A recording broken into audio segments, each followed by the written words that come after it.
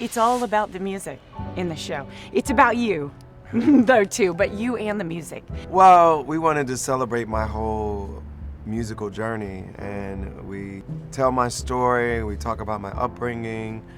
We talk about my family. We go through different scenes that represent different parts of my life, and then we end it with a really big Vegas production scene.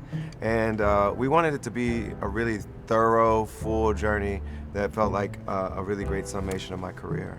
One of the parts of your journey I'm really fascinated by is that time period before the Grammys, even before, Alicia and Kanye and Jay-Z, when you were, a student at the University of Pennsylvania. Yes, I think I learned a lot during the time when I was wanting to be where I am now, but having to take some steps and having to be told no, and having doors shut in my face where I was frustrated sometimes, but I had to be persistent.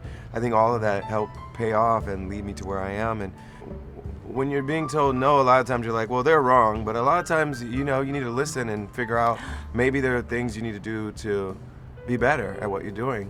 And I think I took some of that feedback and embraced it and got better as an artist, found my voice even more, and became stronger because of it. Of course, I think people are fascinated too by the partner you found in life. I interviewed Chrissy, I think back in 2014, and I said, girl, tell me how to look a little better in pictures, just real quick on a carpet. And she goes, girl, here's what it is. She's like, angles, angles, angles. She's like, angles, she knows. She's a pro. Is there any little advice she's given to you lately? I don't know about her, but I boss my husband around all the time. Well, any tips she for gives the show? me great advice all the time, and she didn't want to see the show until it was ready. So she watched last night, and she said she's made notes for me, and she's like, it was really wonderful. I have a few critiques, but it was truly wonderful. I think she was really happy with it.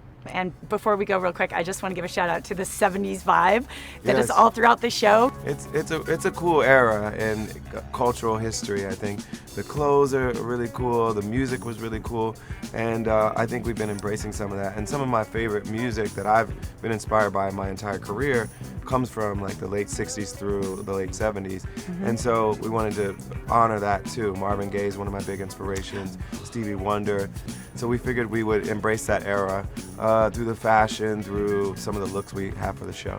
It's super, super fun. And there was a couple of outfits on the backup dancers. I was like, I do want that outfit. So. Yes, there were some cool outfits. God. My stylist, Dave Thomas, and the whole team. There's just so many creative people that were involved in making every element come together. Congrats on being here, and we look forward to seeing you many months into the future, all throughout the year.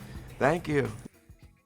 So put on your platform shoes and go out and see Love in Las Vegas. John Legend playing now through May 7th. If you don't get a chance, then he's going to be back again in August and October.